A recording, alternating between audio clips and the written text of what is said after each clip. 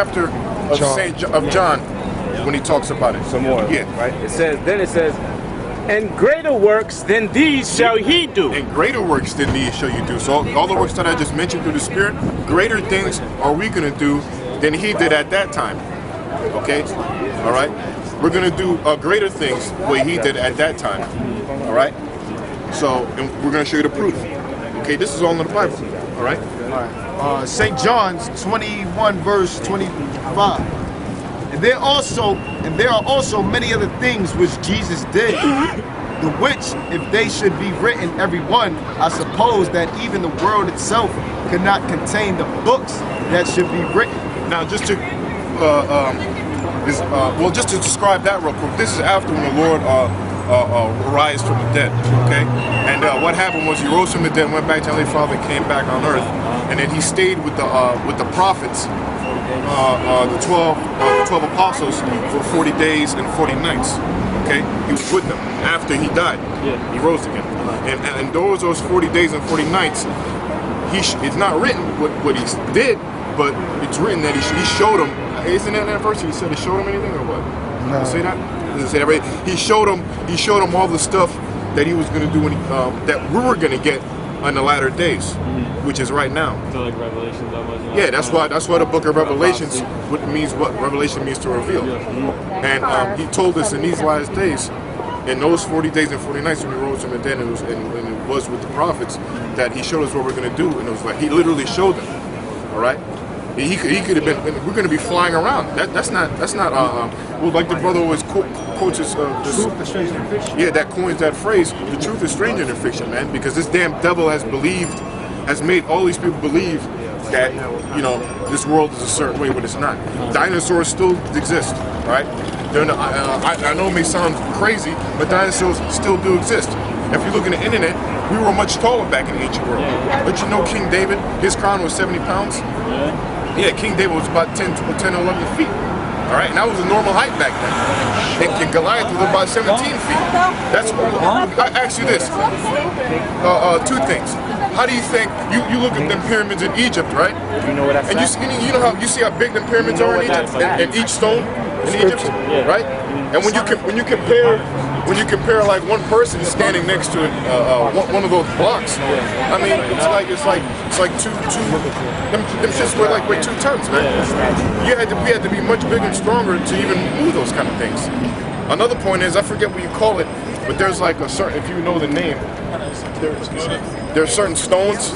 There's certain stones. I don't know if it's in Europe somewhere or in Australia. There's certain stones that are up, and it's a circle and like Stonehenge.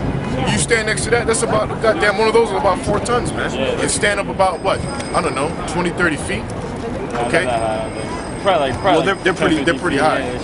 20, 15 feet. Okay. Now we can move, and they always wonder, well, how? Those are the wonders of the world. Like, how was this moved? How did these people make this back then? Aliens. Yeah, and they teach you that was aliens. And that's another lie that the devil, and that's another lie that the so-called white man pushes out there, man. That's what we call him, the devil. Why? Because devil, pay attention to the word devil, it means slanderer or a liar or deceiver. Because all those are led to deceive you. Just like, we'll just stick to the point real quick.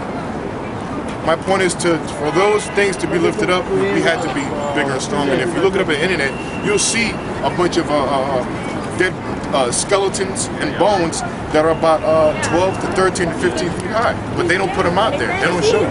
What about in ancient Egyptian texts and shit, like all their hieroglyphics, like in their stories and stuff? A lot of them, even in the Aztec stories, they say that they had like help from like outer world creatures to build their pyramids. And then you think about it, like the Aztecs and shit, they built their pyramids exactly the exact same way that they built them in Egypt. But they don't know why. And then even in people used to like try to morph their heads to make them look like certain ways and everything. They used to put like planks behind their head. Those are all heathen customs, man. Those are all heathen customs. Like, for example, you got these dirty Hamites. Get the Hamite sign that put about 55 rings on their neck just to stretch their neck. You have all these demonic heathen customs that they do. You have the so-called Moabites. I don't know, went back 500-600 years from now. These women back then used to put shoes on their feet, Covered mad small. which is shrinking their feet.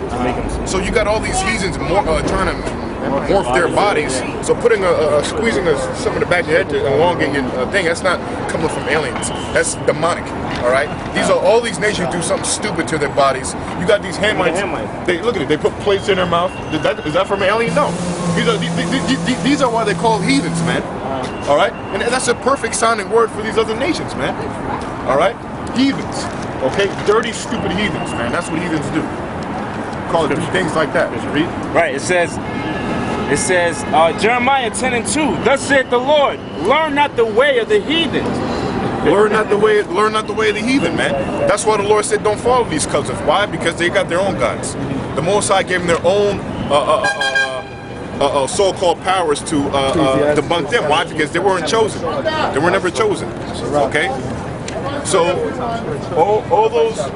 all those things, they don't come from no aliens, man. That's just another lie that the so-called whites pushing out there to make you believe that that the chariots are not real. All right? Or well, to make them believe that the chariots don't rely on the Bible. Because I got another one for you that might sound kind of crazy to you. All right, UFOs do exist. All right. Yeah. To the men who know the Bible, to the elect men of the Lord, they're IFOs to us. They're identified. You call them spaceships. You call them spacecrafts, unidentified flying objects. But the men of the Lord, they're chariots of God. These are the vehicles of the Most High. But this so-called white man wants to push out there that there are aliens in there. I mean, that's just because a lot of people have no idea what it is. Well, of course they have no idea. But look, the chariots of God or these chariots of God. Oh, hold on. They're in the Bible. I got it. They're in the Bible. I got it. Yeah. Psalms 104 verse 3. And that's what we're going to be saved by, man. When the destruction happens, people that well, you're going to be destroyed when the Muslims come. No, we're not. What it specifically says in the Bible, when destruction comes, we're going to get beamed up into them chariots, man. We're going to get beamed up. That's where you get that term, beam me up, Scotty. And if you know, Scott goes back to the word that means black, which proves when that term, beam me up, Scotty, means beam me up, blackie. All right? They'll just make a mockery. They're making mockery. You know what I mean? Because they know that the Israelites or the people in the chariots are so-called black men, because the angels are so-called black men, and it's described in the Bible, right? And this is a chariot, right? This is it says Psalms 104 verse 3. Who layeth the beams of his chambers in the waters, who maketh the clouds his chariot. Now this is written by King David. This is almost about 2,800 years ago, something like that. 2,800 years ago, man. Almost 3,000 years. Okay? Read that again. It says, who layeth the beams of his chambers in the waters, who maketh the clouds his chariot, who walketh upon the wings of the wind. Who maketh his clouds his chariots, and who walketh upon the what? I'm sorry? Who walketh upon the wings of the wind. Walketh upon the wings of the wind, which means the air, the atmosphere. Okay?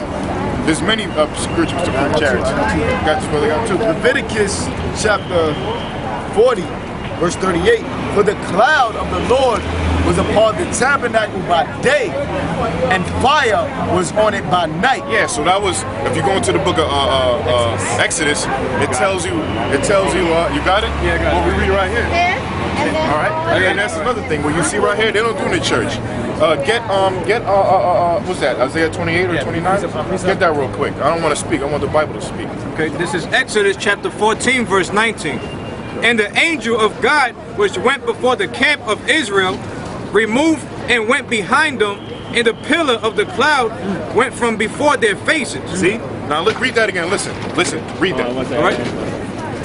It says, and the angel of God, which went before the camp of Israel, removed and went behind them, and the pillar of the cloud went from before their face. Yeah, so the pillar of the cloud went before their face. It just said the pillar of the cloud moved. Okay?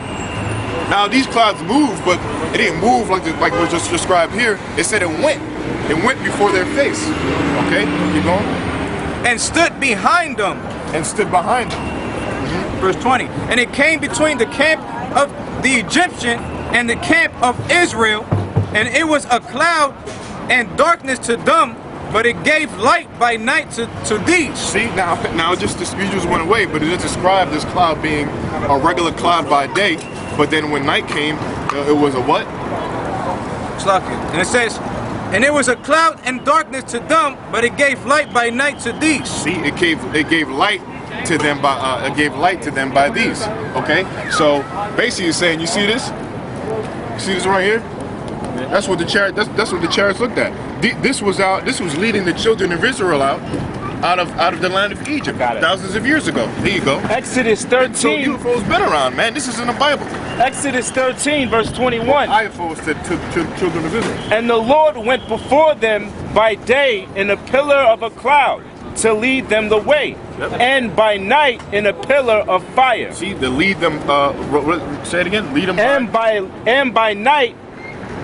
It's a lot. And by night in a pillar of fire. In a pillar of fire. To give them light. To give them light. To go by day and night. To go by day and night. All right. So, which they don't teach in the church, what was really leading the children of Israel, and how did they know where to go? How did Moses know where to go to the land of Israel, to the land of milk and honey, to the land of Canaan? How did he know? He didn't have a map. He didn't have none back then. It was a chariot from the Heavenly Father that was leading them from a pillar by day and night. So they would walk and they would see the chariot. Oh, okay, that's where we go. All right, that's what let them out. Okay, that's what let them out. All right, you got something else? Yeah, this is Ezekiel chapter 1. All right, but you see, the so-called white man, he doesn't want you to know that because, look, they know about the chariots. That's why they got something called a NASA, all right? That space program was only set up to see the comeback of the Lord. By the elites. Which, bring the elites side out, the elites know that the Most High, they took it? You know what, man? All right. The elites know about the space. Oh, before I say that, you know what proves that your government leaders or the people that control the world know about the chariots? There's a speech, you can look it up too, and you should write some of this down what we're saying, by Ronald Reagan, okay? Ronald Reagan made a speech, which he just gave himself away. He said, you can quote, say, He's like, if an outer world entity came, we should all band together and fight against it. He said that. He actually said that. He said if an outer world entity came, and we would all have to set our differences aside, and all the world come together and fight against these spacecrafts or these spaceships that's going to come to destroy this place.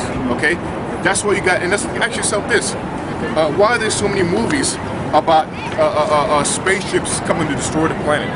They're not movies about spacecrafts coming back to give you brownie recipes or to pass out exotic flowers, okay, and riding on pink unicorns and skipping in a field of flowers. All right, these movies are messages, man, because the Fakinati, they send out subliminal messages through your movies. You could type that in too. Type in some symbolic messages in your movies, messages in your musics and your songs, okay?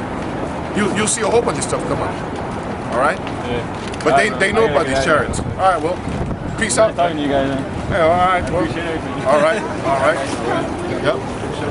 Yeah, I can say something real quick. Yeah, because like you saying, the elites know, man. They know that these chariots are coming back. Like they had that guy the other day jump out of that that space station or that balloon. Oh, that went up into space and he jumped down, right? Yeah, you know why they doing that? Because they think, oh, after everything's destroyed, we're going to be able to do some shit like that, man. Because they don't just do that, just to break a record. Come on, man. They're doing that to see if that should have actually worked. You know? Nah. Well, I heard it, I know with the brothers. It happened like last week or this week.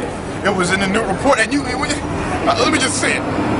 It was some guy, like the brother said, who jumped from, he jumped from outer space?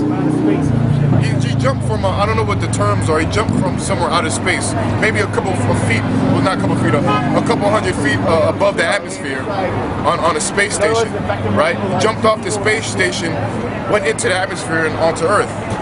I think that's how it pretty much goes. He was hitting I think he hit 800 miles per hour or some shit. He died, right? Nah, he survived. He survived. He got the speed of sound. He has the speed of sound. So when he came down and he landed on his feet and walked off. Because these elites think they're going to actually be able to go up in the space stations and come back down. But what the Lord said, he said, you're going to climb up. Yeah, I'm getting it right now. You can bring it out. You're going to dig holes But I'm gonna bring you out, man. You got it? Yeah, I got it right here. Yeah. All right. Bring it out. Yeah, Con, this is Amos chapter 9, verse 2.